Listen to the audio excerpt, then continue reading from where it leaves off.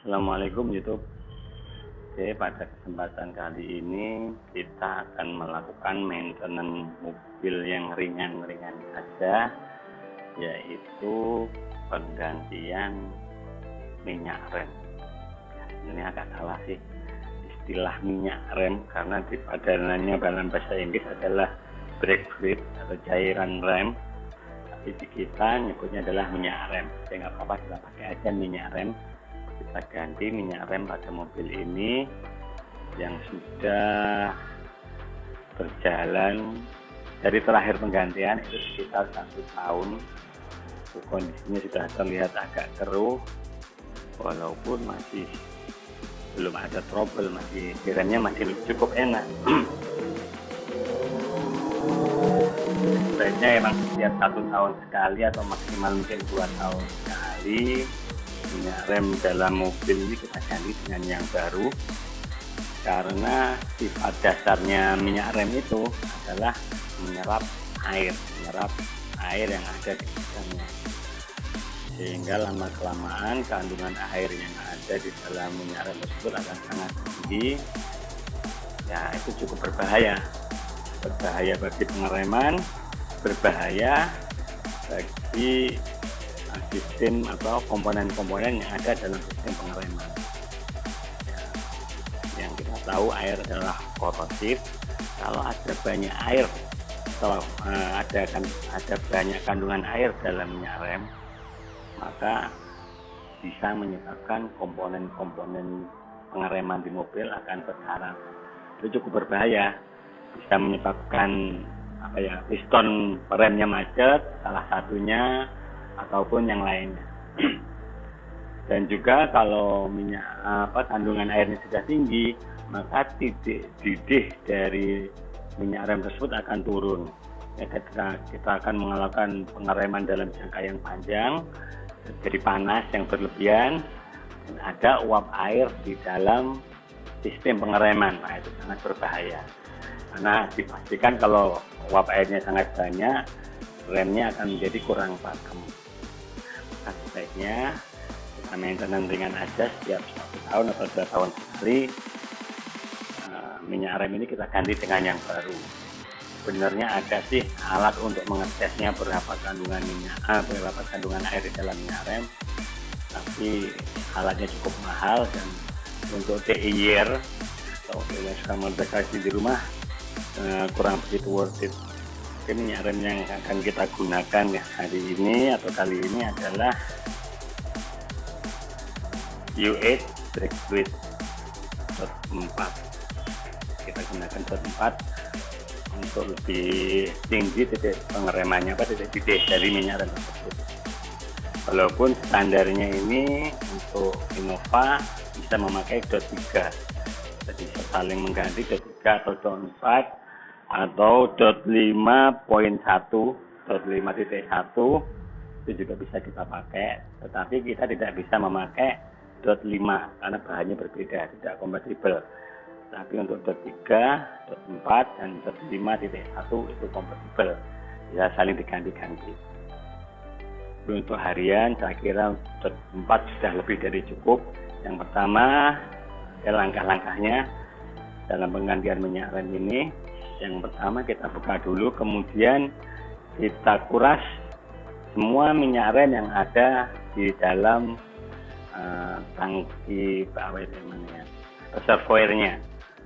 Reservoir itu dalam wadah itulah reservoir atau apapun, kita keluarkan dulu semua minyak remnya, kemudian kita isi dengan yang baru.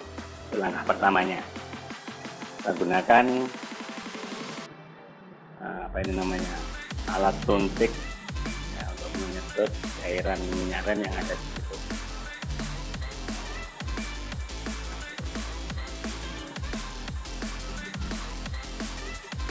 Kita buka dulu ini.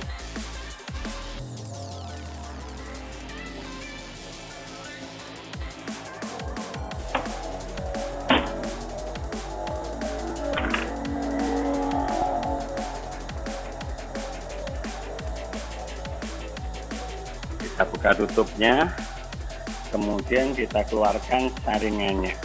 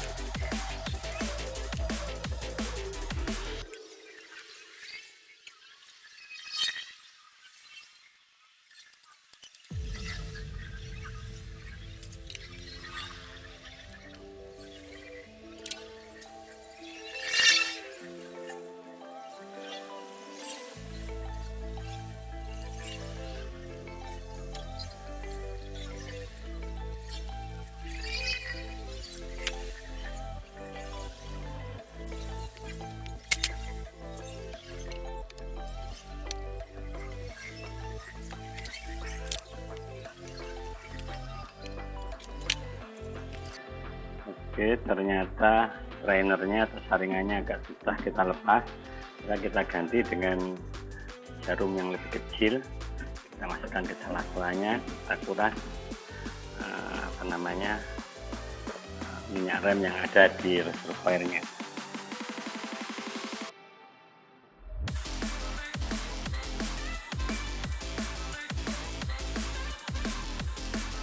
Kalau pakai jarum suntik yang lebih kecil, nyedotnya lebih lama.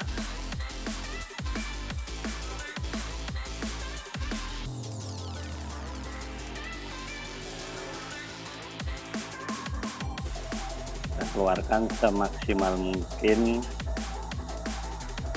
banyak mungkin, sehingga nanti yang ganti dengan minyak rem yang baru lebih banyak.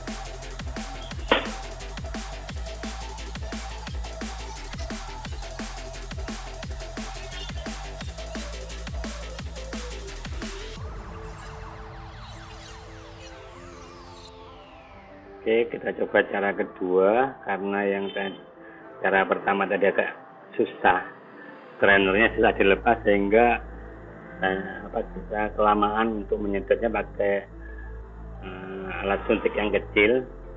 Di ini langsung kita kuras sekaligus bleeding. Jadi mungkin kalau cara ini sebenarnya lebih cepat, tapi kurang maksimal. Dalam artian kita membutuhkan minyak rem yang baru lebih banyak, karena nanti di awal sebelum minyak rem lamanya itu benar-benar habis, ada sedikit yang tercampur. Nah, ini kita kurasnya jadi lebih banyak. Oke, caranya ini di nepel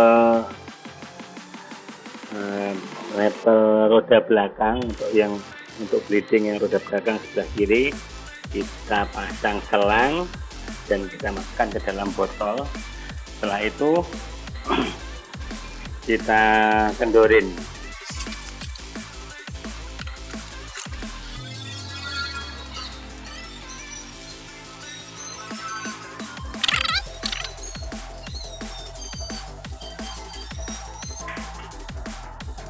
Kita buka tutupnya, kemudian ini kita masukkan selang ke dalam nepelnya.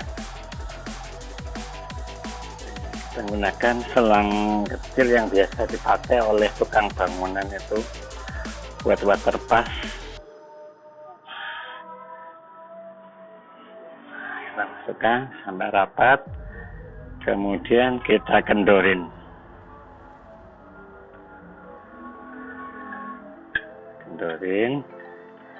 Ini diusahakan selang yang di dalam botol itu sampai ke dalam dasarnya atau terendam air, biar tidak ada udara yang masuk lewat.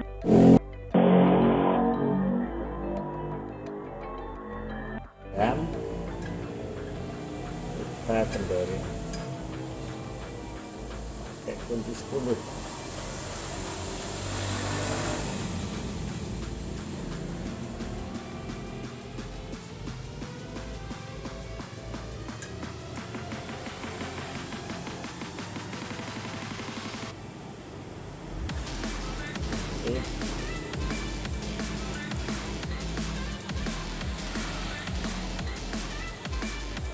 Minyak rem yang lamanya nanti akan mengalir ke dalam botol.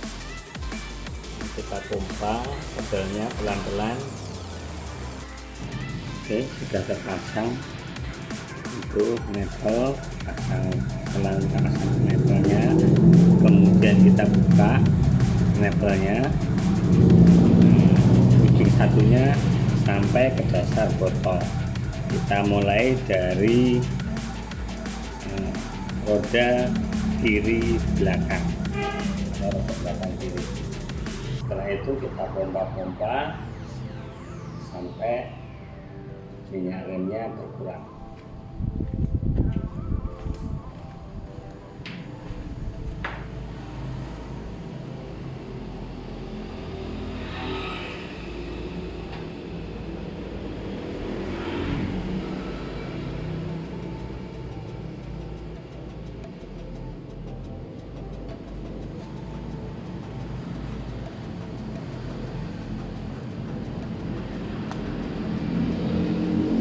lebih 5 kali pompa itu segitu yang keluar. Kita lihat di reservoirnya. Kalau sudah di bawah mat, kita tambahkan dengan di bawah garis minimal, kita tambahkan dengan minyak rem yang baru.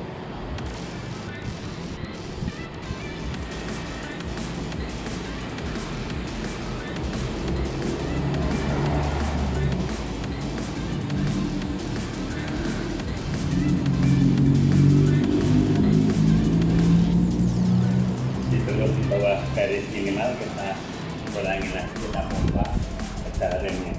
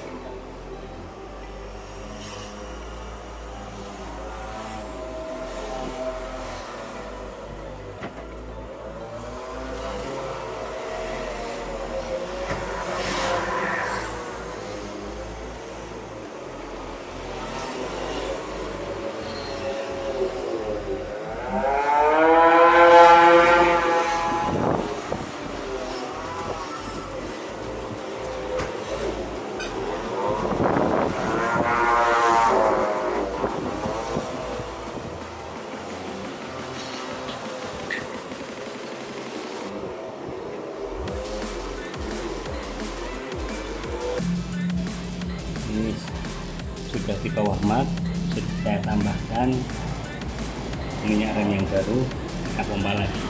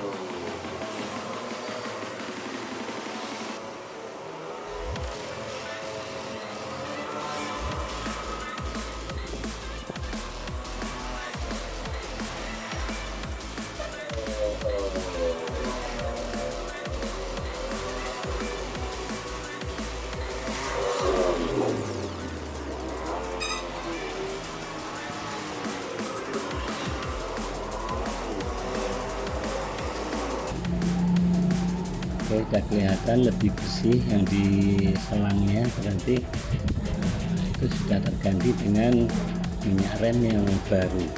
Nah, sekarang bisa kita kencangkan.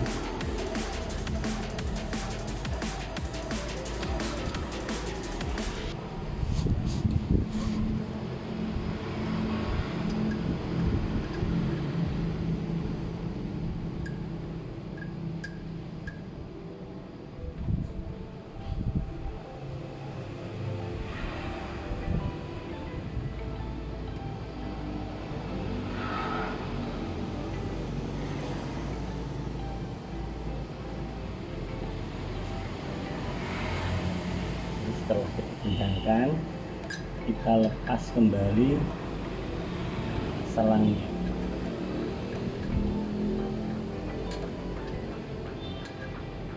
Dan secukupnya.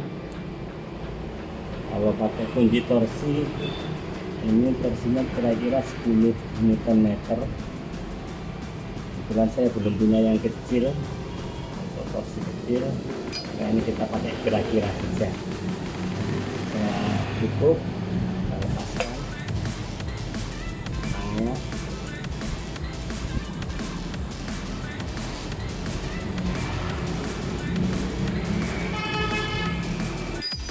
Kemudian kita tutup kembali napalm.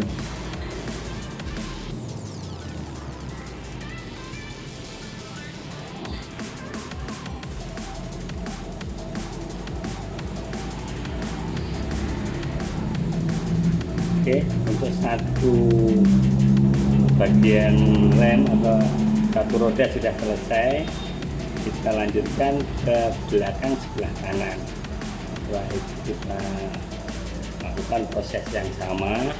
Kemudian setelah belakang kanan, kita lanjutkan lagi yang depan sebelah kiri, dan terakhir adalah depan sebelah kanan. Bila semuanya sudah kita bleeding, maka proses penggantian minyak rem sudah selesai. Oke, sudah selesai. Keempat roda kita bleeding. Ini literally minyak remnya sudah ganti yang baru. Pastikan posisinya seperti semula pada garis max. Kalau kurang setelah bleeding harus ditambah sampai posisinya max, atau antara max dan min lah, minimal. Tengah-tengah sini juga nggak apa-apa. Jangan sampai di bawah garis min. Kemudian setelah selesai, kita coba tadi direm beberapa kali, nyalakan mesin, kemudian cek kebocoran. Apakah kita cek dulu ada rembes enggak, bocoran tidak ada.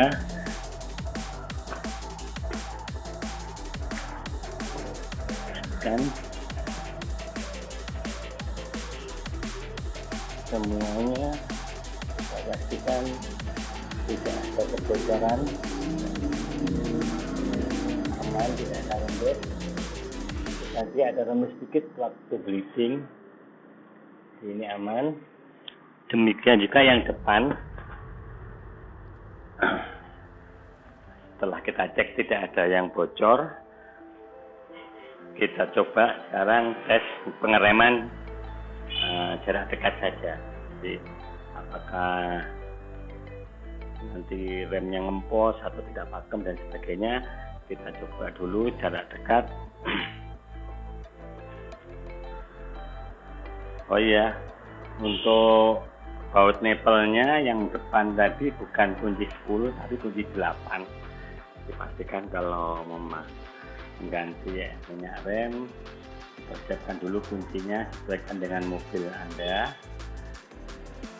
Dan kalau di Innova ini belakang 10, depannya 8.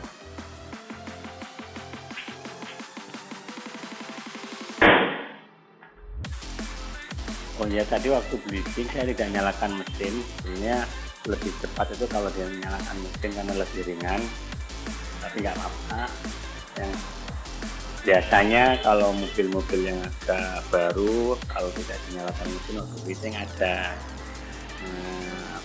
cek engine-nya menyala, pengereman, tapi setelah dinyalakan mesinnya biasanya sudah otomatis clear.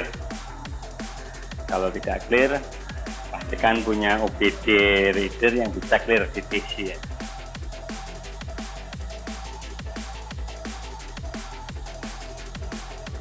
Sekarang kita coba pengeremannya, apakah pakem apa tidak, jarak dekat saja. Kita coba.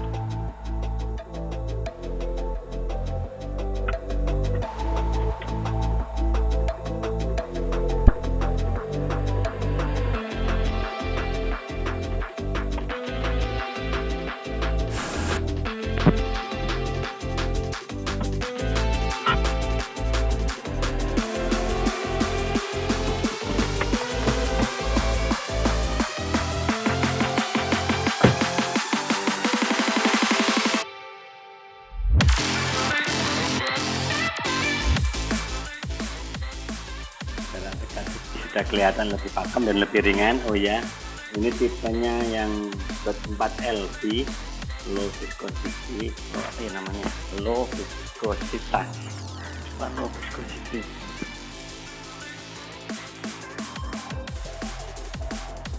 Saya baru pakai pertama kali brake fluid 4LV yang lebih encer dan terasa pengeremannya jadi lebih ringan. Ya, saya nyoba hanya maju mundur sekali aja sudah cukup terasa. Belum nyoba di jalan raya, feel mengeremnya jadi lebih enak. Kalau pakem dan tidaknya sih biasanya tergantung kepada kampas rem dan piringannya ya. Cuman kalau ini feelnya dia lebih ringan saja, lebih ringan, kemudian lebih terukur mungkin ya, karena lebih ringan kita ngeremnya jadi lebih enak. Dan dengan metode tadi satu orang kita bisa menggantinya hanya dengan satu orang tanpa bantuan orang lain. Buat biasanya sih kalau kita ganti dulu kan 2 orang, yang satu yang mojok pedal rem, yang satu yang buka tutup nepelnya. Nah, ini dengan bantuan selang dan botol tadi kita bisa melakukannya dengan satu orang.